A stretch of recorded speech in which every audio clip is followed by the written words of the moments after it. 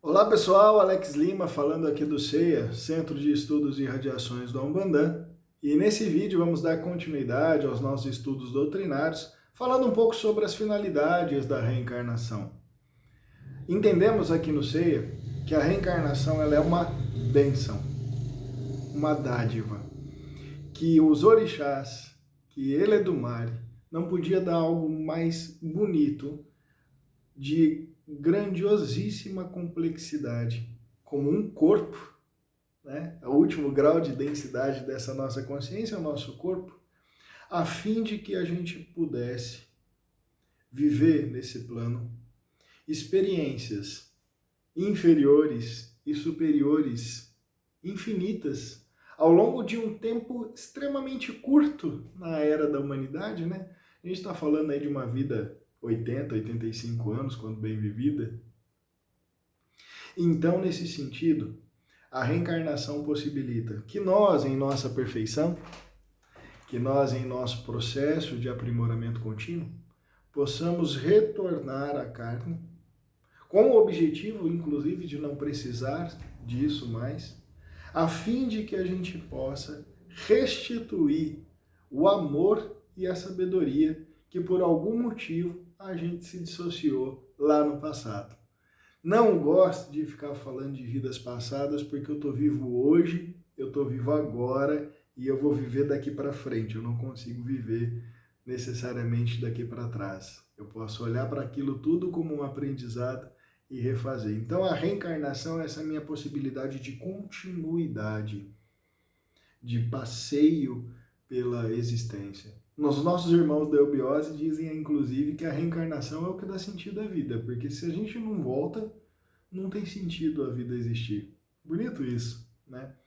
Para o Iorubá, por exemplo, a parte das suas concepções conferem a ideia de que nosso objetivo é se tornar um ancestral ilustre, né? É ascender como mesmo um orixá fez quando estava na Terra como ancestral, né? Para irmãos de outras escolas filosóficas, a ideia é viver para se tornar eterno. Bonito isso também. E aqui eu quero trazer algumas questões que eu acredito piamente e desenvolvo com os filhos de santo do terreiro a ideia sobre reencarnação. A primeira delas, que não é muito mais legal, né, é nós podermos nessa condição realizar um processo de equilíbrio da principal lei aí, uma das principais leis naturais, que é a lei de causa e efeito, aonde nas vidas e nas nossas existências, sejam agora e as que vieram, ainda há histórias a serem terminadas, ainda há questões, conflitos a serem finalizados.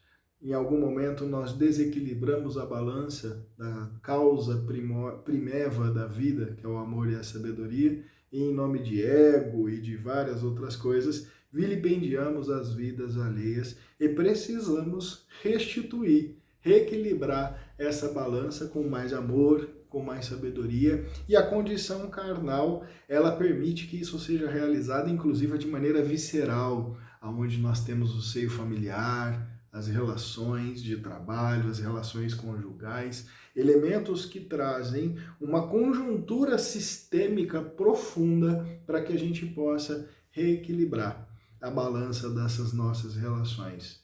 É algo lindo para a carne, porque possibilita que a gente consiga não aceitar as condições adversas que o mundo nos impõe, mas possibilita, por exemplo, entender que ali existe um desafio.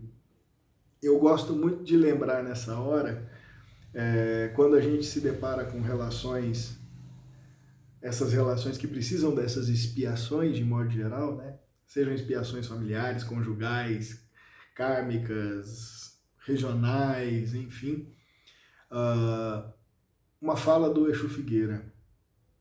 Falou, pega aquele desafeto, ou aqueles desafetos, para de entender eles como inimigo e veja como um desafio a ser vencido. Vença seus desafetos.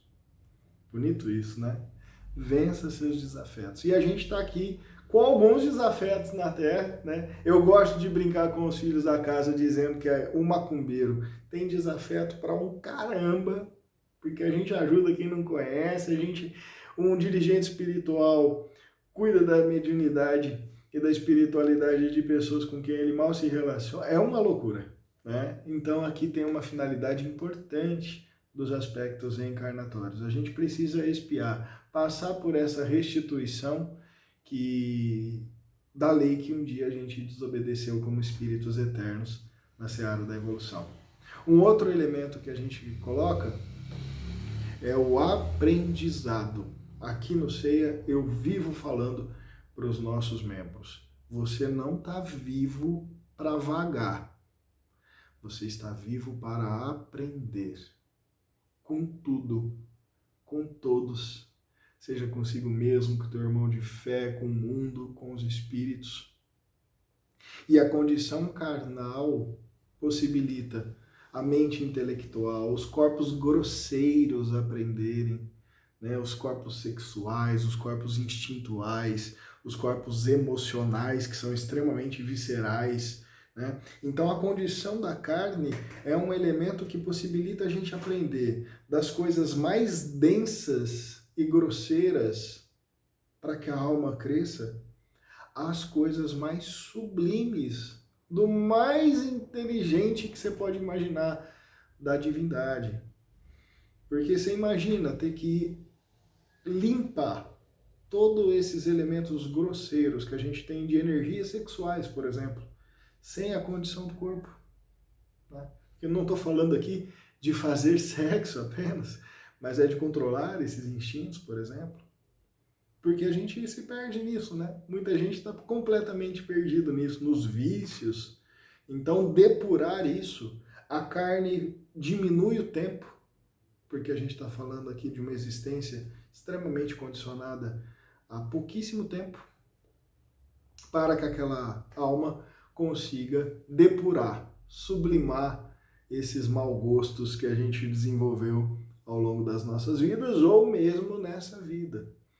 Então, um impulso maravilhoso que eu tenho para com a minha vida e que eu desejo para todos vocês, queira aprender todos os dias para você poder passar bem pela reencarnação. Existe um filósofo de rua chamado Eduardo Marinho, que só para a gente filosofar um pouco desse processo de reencarnar, né? Que ele diz que a gente precisa dos 5 As: água, ar, alimento, abrigo. Água, ar, alimento, abrigo e agasalho. Lembrei, e agasalho. Se você tiver agasalho, abrigo, alimento, ar e água, o resto é tudo abstrações. O resto é tudo nada muito concreto. Na Terra a gente precisaria disso e o resto é desenvolver a alma, aprender, ler, se relacionar. Acho isso bonito. Fica aí a dica para você poder pensar e conhecer melhor o Eduardo Marinho. Cara muito inteligente. Um outro aspecto que envolve a reencarnação é desenvolvermos aquilo que você vai entender como missão. Todos nós temos um processo fundamental, essencial, a ser designado, a ser cumprido pela nossa alma. E às vezes, acreditem, meus irmãos, passamos vidas sem poder tomar contato com isso que a gente pode entender como missão. Entender para que se existe e para onde você vai é fundamental para as almas humanas e a carne possibilita isso, possibilita esse contato com essa nossa essência para que, ao se desfazer do corpo, essa missão esteja mais solidificada em nossos veículos mais sutis e a gente possa cumprir a nossa jornada com mais êxito. Um outro elemento ainda designado é aquilo que muita gente infelizmente esquece, nós na Umbanda não podemos nos esquecer isso, que é cooperar com a obra de Deus, que é cooperar com o trabalho criador do Orixá, que é cooperar com a sabedoria dos emissários que chegam nos terreiros em forma das entidades espirituais. Quantas pessoas a gente conhece que vão passar vidas e estão passando pela vida e não conseguem entender que parte da tua alma, pelo menos, para não dizer toda ela, precisa servir ao propósito da criação. precisa servir a Deus e aos orixás. Eles clamam para que a gente, ao angariar consciência, consiga contribuir para com a sua obra. E não sejamos apenas mesquinhos, egoístas, querendo tudo para si mesmos. Portanto, um propósito da reencarnação e que vai bater na tua porta até você entender o valor e o propósito de que a alma humana precisa servir a criação divina, isso vai continuar e você vai continuar nesse ciclo de sofrimento que parece que nunca vai terminar. Uma outra ideia sobre a reencarnação é nós atingirmos o nosso mestrado. Ao atingir a nossa missão, nos tornamos mestres, mestres de si mesmo, não é mestre das coisas do espírito ou da macumba, não. Né? Assumir esse mestrado é o que possibilita, quem sei lá, um dia a gente sair da Terra e ir para outros planetas, a gente voltar para a Terra como Jesus, né? Trazendo uma consciência crística para a humanidade. Já pensou? Você pode me chamar de besta, mas eu vejo a divindade como uma possibilidade, não algo como a ser alcançado, porque eu não preciso alcançar ela já está dentro de mim, eu preciso acreditar que eu sou ela. Né? E a reencarnação é um processo em que eu me relaciono com toda a natureza criada, carnal, nas formas mais densas, como a câmera desse celular aqui, né? E a gente se relaciona com Deus com isso. Isso é muito legal. E por fim, não menos importante, a gente atingir 2 estados, sendo eles a sabedoria e o amor. A sabedoria que nos permite pensar como Deus e o amor que nos permite agir como Deus. Então, para mim, a reencarnação é uma possibilidade densa e grosseira de poder me livrar de tudo aquilo que me afasta da criação como espírito. Né? Quero ser orixá, quero ser Deus, quero ser Jesus, quero viver como Ele. Vou conseguir nessa vida? Não, tem defeito pra caramba, vamos trabalhar, vamos limpar, vamos escoimar, mas a gente sabe que essa possibilidade, ela pode se apresentar distante, mas ela pode se apresentar mais perto se a gente bem viver a vida que a gente tem. Então aproveita a sua vida, aproveita a reencarnação. Nós na Umbanda vamos aqui realmente ser a favor da vida em todas as suas manifestações, preservar a vida em todas as suas manifestações, porque a gente acredita que essa bênção, na dinâmica do axé, já vai ter perda, né? Alguém vai morrer para você viver, não é assim que a gente fala?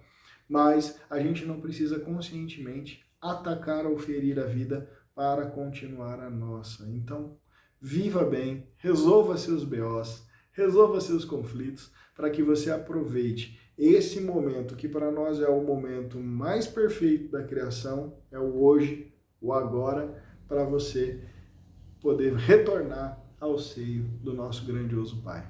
Axé, obrigado, deixa aqui suas dúvidas e comentários, é uma honra e prazer estar dividindo um pouco desses estudos com vocês. Espero que isso fique aí para a posteridade daqueles que passam pela Umbanda, pelo seio. Se você gosta da nossa casa, deixa seu joinha aí. Axé, fica com Deus.